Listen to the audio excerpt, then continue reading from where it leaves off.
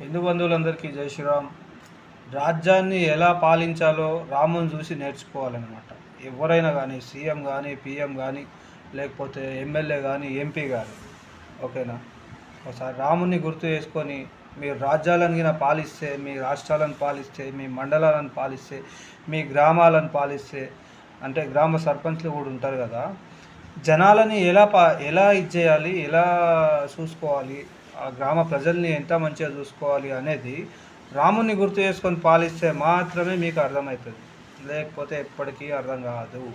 ఎందుకంటే ఇప్పుడున్న రాజకీయ నాయకులు ఏం చేస్తున్నారు, మ్యాక్సిమం అంటే నా జేబులు ఎంత వాడుతున్నాయి, నేను ఎలక్షన్లో అప్పుడు ఎంత వాడినా దానికి డబల్ త్రిబుల్ తీసుకోవాలి, ఆస్తులు కొనుక్కోవాలి, అంతస్తులు కట్టుకోవాలి, ట్రాక్టర్లు తీసుకోవాలి, లారీలు తీసుకోవాలి, సుమోలు తీసుకోవాలి, లేకపోతే కార్లు తీసుకోవాలి, బెంజులు తీసుకోవాలి, ఇంకా కొన్ని పైసలు వెనకకి వేసుకోవాలి.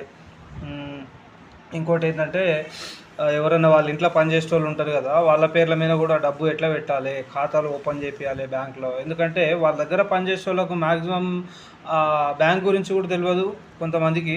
అంటే ఈ కాలంలో తెలుసు, కానీ తెలియని వాళ్ళు కూడా ఉంటారు. వాళ్ళ పేర్ల మీద కూడా లక్షలు కోట్లు పెట్టేయాలన్నమాట. ఇట్లా ఆలోచిస్తారు ఇప్పుడున్న రాజకీయ నాయకులు.